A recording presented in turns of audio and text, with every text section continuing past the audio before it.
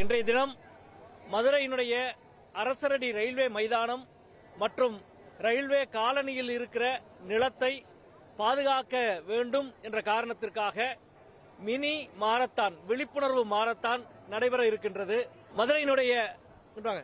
மதுரையினுடைய railway நிலம் மற்றும் railway மைதானத்தை தனியாருக்கு தாரை வார்க்கிற முயற்சியிலே ரயில்வே நிர்வாகம் ஈடுபட்டிருக்கிறது.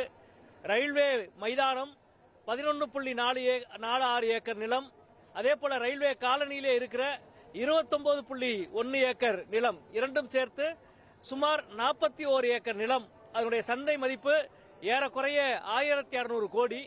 இவ்வளவு பெரிய ஒரு நிலத்தை தனியாருக்கு தாரை வார்க்கிற முயற்சியில் ரயில்வே நிர்வாகம் ஈடுபட்டிருக்கிறது.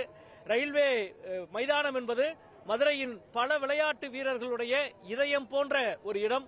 பல்வேறு தேசிய அளவிலான சர்வதேச அளவிலான வீரர்களை உருவாக்கிய ரயில்வே மைதானம். மதுரையிலே 3 மைதானங்கள் தான் இருக்கிறது, விளையாட்டு மைதானங்கள். அதிலே ஒன்று மிக முக்கியமானது ரயில்வே விளையாட்டு மைதானம். எனவே இந்த அரசரடி விளையாட்டு மைதானத்தையும் ரயில்வே காலனியிலே இருக்கிற நிலத்தையும் தனியாருக்கு தாரை வார்க்கிற இந்திய ரயில்வேயினுடைய இந்த முயற்சியை கைவிட வேண்டும் என்று வலியுறுத்தி இந்த நில பாதுகாப்பு குழுவின் சார்பிலே இன்றைய தினம் விழிப்புணர்வு மினி மாரத்தான் நடக்கிறது. இது மாரத்தான் அல்ல, மதுரைக்காகத்தான். எனவே இதில் எல்லோரும் பங்கெடுத்து ஏறக்குறைய 1500க்கும் மேற்பட்ட விளையாட்டு வீரர்கள் பங்கெடுத்திருக்கிறார்கள். இந்த விழிப்புணர்வு ஓட்டம் என்பது ரயில்வே நிர்வாகத்திற்கு தெளிவான ஒரு விஷயத்தை சொல்லுகிறது. மதுரை மக்கள் மதுரை ரயில்வே நிலத்தை தனியாருக்கு தாரை வார்க்கிற இந்த முயற்சியை ஒருபோதும் அனுமதிக்க மாட்டார்கள். இது மதுரையினுடைய சொத்து, மக்களின் சொத்து.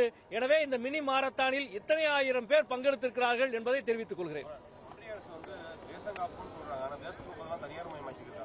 அதுதான், அதாவது ஏறக்குறைய பல நூறு ஆண்டுகள் இது மக்களின் சொத்தாக இருந்தது. இன்னும் பல நூறு ஆண்டுகள் மக்களின் சொத்தாக இருக்கிற இந்த விஷயத்தை தனியாருக்கு கொடுக்கிற எந்த முயற்சியையும் நாம் அனுமதிக்க மாட்டோம். குறிப்பாக மதுரையின் இதயம் போன்ற இடம், மதுரையில இப்ப அந்த இடத்துல மட்டுமே 1550 மரங்கள் இருக்கிறது. மதுரையினுடைய நுரையீரல் அதுதான். இவ்வளவு பெரிய காற்று மாசை தடுக்கிற, ஆக்சிஜனை கொடுக்கிற ஒரு நுரையீரலை போன்ற பகுதி அது.